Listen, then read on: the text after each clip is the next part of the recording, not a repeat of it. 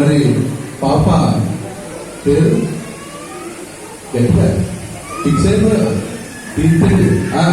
కీర్తి మొత్తానికి మీ జీవితంలో సంతోషాన్ని ఆనందాన్ని కలిగించేయాలి. నువ్వు కూడా ఇప్పుడు సంతోషంగా ఆనందంగా బిడ్డను చూసుకోవాలని వచ్చినాయి.